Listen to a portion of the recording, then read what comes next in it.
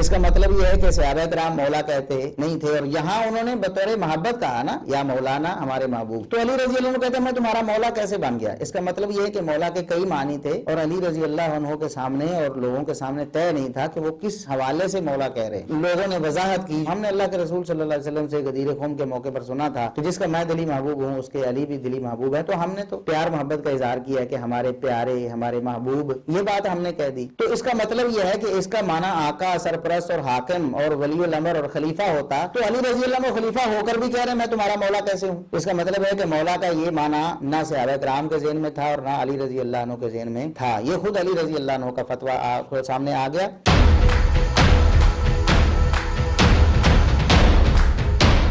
تقریباً 45 سیکنڈ کے مختصر دورانیہ میں 4 مرتبہ ایک ہی جملہ، اس کا مطلب یہ ہے کہہ کر لفظ مولا کی معنی کے متعلق ایک غلط فہمی، ایک غلط تاثر، ایک انکہی حقیقت، 3 جھوٹ اور ایک غلط نتیجہ پیش کیے گئے۔ غلط فہمی کہ مخالفین اس حدیث سے لفظ مولا کی محبت والی معنی ثابت کرنا چاہتے ہیں، جس کا میں دلی محبوب ہوں اس کے علی بھی دلی محبوب ہے، جبکہ حقیقت میں اس حدیث سے لفظ مولا کی سرداری والی معنی ثابت ہوتی ہے، وہ بھی امام علی کے نقطہ نظر سے۔ ثبوت ابھی آتے ہیں۔ غلط تاثر یہ کہ اس روایت میں جب لوگوں نے امام کو مولا کہا تو امام نے پوچھا میں تمہارا مولا کیسے ہو گیا؟ تو علی رضی اللہ عنہ خلیفہ ہو کر بھی کہہ رہے ہیں میں تمہارا مولا کیسے ہوں؟ تو یہاں یہ تاثر دینے کی کوشش کی جاتی ہے کہ شاید امام کو لفظ مولا کی معنی کی الجھن میں مولا کہلانا عجیب لگا تھا، لیکن حقیقت یہ ہے کہ جاہلیت میں عرب لوگ ولی امر کے سامنے جھکنے کو ذلت و رسوائی سمجھتے تھے، جیسا کہ اہل سنت کتاب شرح مسائل جاہلیہ میں ہے۔ اس لیے جب لوگوں نے کھلے عام امام کو مولا کہہ کر ولی امر تسلیم کیا، تب امام نے فرمایا کہ تم لوگ عرب ہوتے ہوئے بھی مجھے آقا کیسے قرار دے رہے ہو، جبکہ تم لوگ تو کسی کو اپنا سردار قبول ہی نہیں کرتے۔ تو ان لوگوں نے بطور ثبوت من کنت مولا والی حدیث کا حوالہ دیا تھا، جیسا کہ اہل سنت کتاب حاشیہ سندھی میں۔ اور امام کے اس سوال میں لفظ کیف سے واضح ہوتا ہے کہ امام ان کے مولا کہنے کا ماخذ یا ثبوت پوچھ رہے تھے کہ لوگ ظاہری خلافت کی وجہ سے مولا کہہ رہے ہیں یا رسول اسلام کے فراموش کردہ فرمان کے مطابق مولا کہہ رہے ہیں، اور صحابہ نے ثابت کر دیا کہ وہ رسول اسلام کے اسی فرمان کی وجہ سے امام کو مولا کہہ رہے تھے۔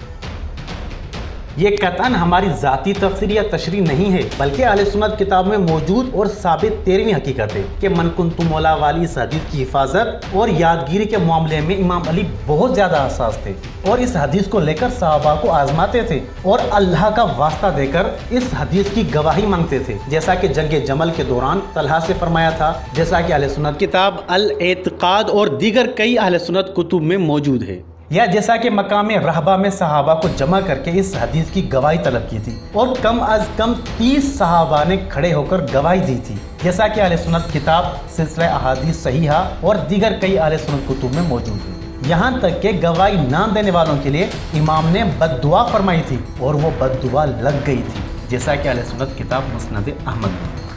لہٰذا اگر اس حدیث میں صرف محبت و دوستی کا تذکرہ ہوتا تو امام علی اس حدیث کی حفاظت میں اس قدر سنجیدہ نہیں ہوتے، کیونکہ امام علی کی محبت و دوستی اور اعلیٰ فضائل کے متعلق رسول اللہ کی دیگر کئی واضح ترین احادیث موجود ہیں، اور خصوصاً امام کی محبت کے لیے اس سے بڑھ کر کون سی حدیث ہو سکتی ہے کہ امام علی کی محبت ایمان اور بغض منافقت ہے، جیسا کہ اہل سنت کتاب صحیح مسلم میں ہے۔ لہٰذا یقیناً اس من کنت مولا والی حدیث میں امام علی کی ایسی آفاقی حاکمیت تھی جس کے آگے محبت والی روایات اور ظاہری خلافت کی کوئی حیثیت ہی نہیں تھی، اسی لیے امام خلیفہ ہوتے ہوئے بھی بار بار لوگوں کو یہ حدیث یاد دلاتے رہتے تھے۔ ابو ایوب انصاری والی روایت کے متعلق ایک انکہی حقیقت کہ صحابہ کرام مولا نہیں کہتے تھے، صحابہ کرام مولا کہتے نہیں تھے، یہ 14ویں حقیقت ہے جو مخالفین کی زبان سے پھسلی ہے۔ یہ بہت بڑا ثبوت ہے کہ اس حدیث میں لفظ مولا دوست و محبوب کی معنی میں نہیں ہے، کیونکہ اگر اس حدیث میں صرف دوستی اور محبت کی بات ہوتی تو امام علی کو کبھی بھی مولا کہا جا سکتا تھا۔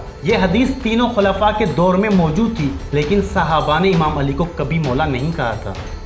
لیکن جب امام علی خلیفہ ہوئے تب صحابہ نے امام کو اس حدیث کی بنیاد پر مولا کہہ کر پکارا تھا، کیونکہ اس حدیث میں امام کی حاکمیت کا ذکر تھا، اسی لیے دیگر حاکموں کے ہوتے ہوئے امام علی کو مولا یعنی حاکم کہنا صحابہ کے لیے ممکن نہیں تھا، لہٰذا صحابہ اس حدیث کے معاملے میں خاموش رہے تھے، اور جب امام علی کے علاوہ اور کوئی حاکم نہیں تھا تب صحابہ نے امام کو مولا کہہ کر پکارا تھا۔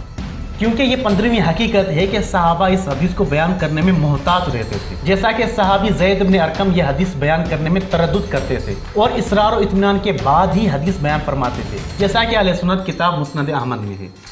بلکہ لوگ اس حدیث کو چھپاتے تھے، یہاں تک کہ امام علی کے پوچھنے پر بھی نہیں بتایا تھا، لہٰذا وہ لوگ اندھے ہو کر اور سسک کر مرے تھے، جیسا کہ اہل سنت کتاب رسالہ طرق حدیث قدیر میں ہے۔ یہاں تک کہ اہل سنت ائمہ بھی اس حدیث کی تشریح و تفسیر سے کتراتے تھے۔ جب امام احمد بن حنبل سے من کنت مولا والی حدیث کا مطلب پوچھا جاتا تو امام کہتے تھے کہ اس حدیث کے بارے میں بات مت کرو، یہ حدیث جیسی ہے ویسے ہی رہنے دو، جیسا کہ اہل سنت کتاب السنہ میں موجود ہے۔ لہٰذا اگر اس حدیث میں صرف محبت و دوستی کی بات ہوتی تو صحابہ اور اہل سنت ائمہ اس حدیث میں ہچکچاہٹ کا شکار کیوں ہوتے؟ صاف ظاہر ہے کہ اس حدیث کا مضمون ایسا تھا جس کے ظاہر ہونے سے کئی تلخ حقائق سامنے آ جاتے، جن سے حالات و نظریات بگڑ جانے کا خطرہ تھا، جو آج بھی ہے۔ اس لیے آج تک اس حقیقت کو چھپانے کے لیے دیگر احادیث کی تشریح میں بھی جھوٹ بولے جاتے ہیں، جیسا کہ ابو ایوب انصاری والی روایت کے متعلق پہلا جھوٹ کہا جاتا ہے۔ یہاں انہوں نے بطور محبت کہا نا یا مولانا ہمارے محبوب، یہ اس حدیث کی انتہائی جھوٹی تشریح ہے۔ اگر صحابہ نے محبوب کہہ کر پکارا تھا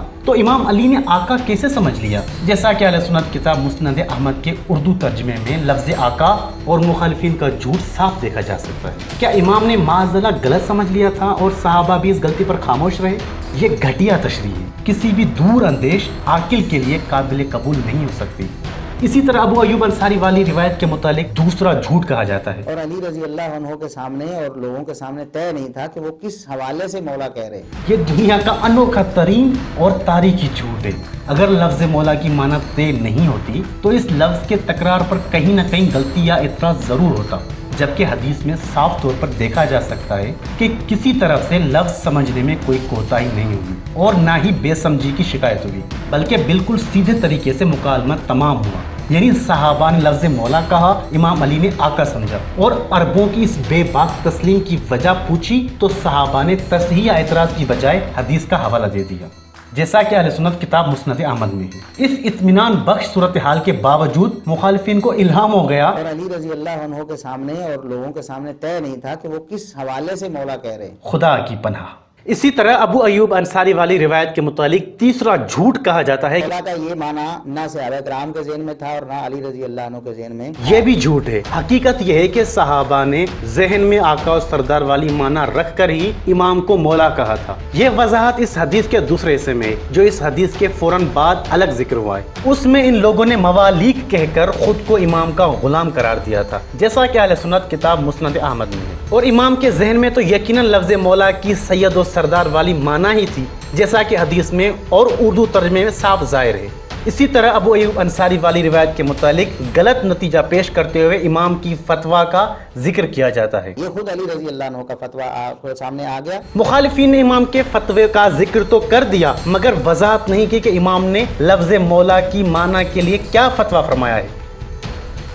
شاید مخالفین امام کے سوال کو ہی فتویٰ سمجھے ہیں، جبکہ حقیقت یہ ہے کہ امام کا فتویٰ سوال میں نہیں بلکہ امام کی سمجھ میں ہے، اور امام نے اس لفظ مولا سے سید و سردار سمجھا تھا، جیسا کہ اہل سنت کتاب حاشیہ سندھی میں واضح طور پر موجود ہے۔ لہٰذا امام کا فتویٰ یہی ہے کہ اس لفظ مولا سے سید و سردار کی ہی معنی لی جائے۔ ہو گئی تسلی۔ 16ویں حقیقت کہ رسول اسلام کی رحلت سے لے کر امام علی کے دور خلافت تک کسی صحابی نے اس حدیث کی معنی میں بحث و اعتراض نہیں کیا تھا۔ اگر اس حدیث میں ایسا کوئی شبہ ہوتا تو یہ بحث سب سے پہلے صحابہ کرتے، جبکہ یہ ساری تشویش امام علی کے مخالف ترین دور بنو امیہ کے دور حکومت میں پیدا کی گئی، اور پھر تائید میں اسی دور میں موجود خاندان اہل بیت سے منسلک افراد سے منسوب جھوٹی روایت نقل کرتے ہوئے اہل سنت علماء آج تک یہ سلسلہ جاری رکھے ہوئے ہیں، کیونکہ اس میں عقائد کی بچت ہے۔